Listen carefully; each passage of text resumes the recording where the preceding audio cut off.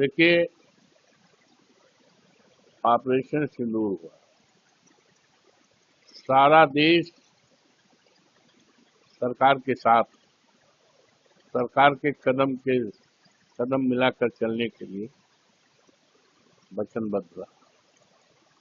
और हमारे नेता माननीय अखिलेश जी ने तो यहाँ तक कह दिया कि इस देश से हमेशा के लिए आतंकवाद को, देश और दुनिया से आतंकवाद की जड़ों को खत्म करने के लिए सरकार जो भी कदम उठाएगी, सरकार के कदम के साथ हम खड़े हैं। सारा देश और हमारे देश का एक गौरवशाली इतिहास है कि जब भी हमारे देश में किसी प्रकार का संकट, बाह्य हमले हुए हैं, तो समूचा हमारा सम्मानित देशवासी एक होकर के उसका मुंहतोड़ जवाब दिया है, ईंट से पत्थर का जवाब दिया है। और लेकिन आज अफसोस है कि सिंदूर ऑपरेशन की चर्चा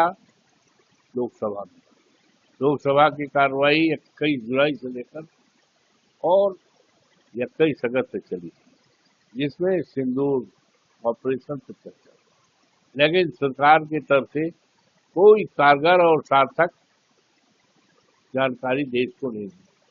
देश जानना चाहता था कि आखिर क्या कमी थी, कहां पर चूक हुई कि आतंकवादी घुस करके हमारे देश के 26 लोगों को दुनिया से उठा लिया। कहां से चूक हुई, क्या कमजोरी हुई, किसकी कमी रही, ये देश जानना चाहता था। देश ये भी जानना चाहता था कि जो 26 लोगों की जाने गई हैं, सरकार की तरफ से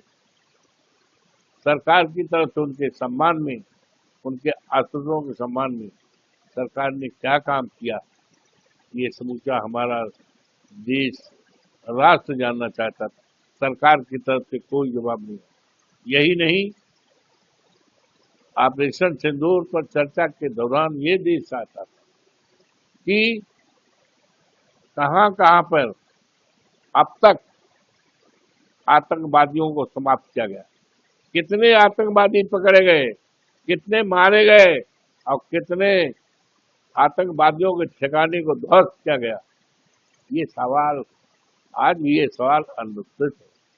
और ये अफसोस की बात है कि हमारे देश के प्रधानमंत्री जी, हिंदुस्तान के ऐसे प्रधानमंत्री हैं जिन्होंने सबसे ज्यादा विदेश का दौरा, सम्मान मिला, हम उनको इसके लिए बधाई देना चाहते हैं।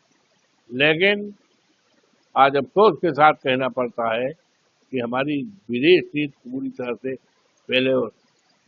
एक तरफ हम बात करते हैं कि पाकिस्तान में टेररिस्ट को ट्रेनिंग दी जाती है, छिपाया जाता है, तैयार किया जाता है, और दूसरी तरफ वहां पर हमारे देश के खिलाड़ियों का हमारे देश में गौरवशाली इतिहास है।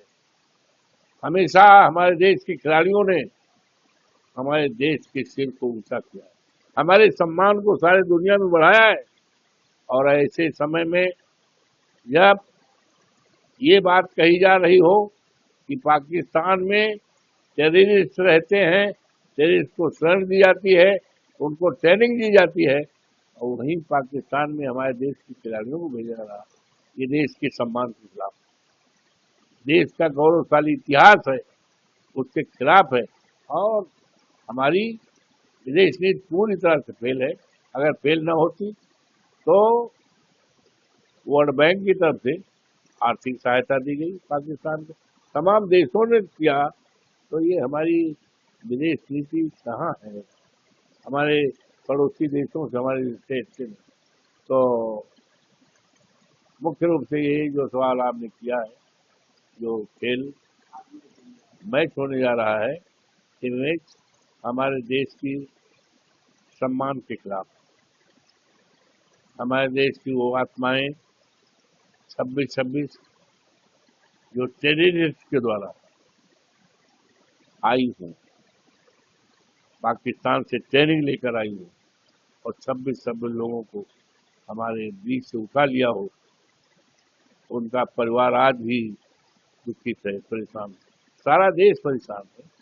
तो ऐसे स्थिति में वहाँ पर खेल का आयोजन करना और हमारे देश के खिलाड़ियों को भागीदार बनाने के लिए ये हमारी न विदेश नीति सिद्धांतों के पक्ष में है, न हमारी नीति के अनुसार ये अच्छा है, न हमारे देश के स्वाभिमान और सम्मान पक्ष में।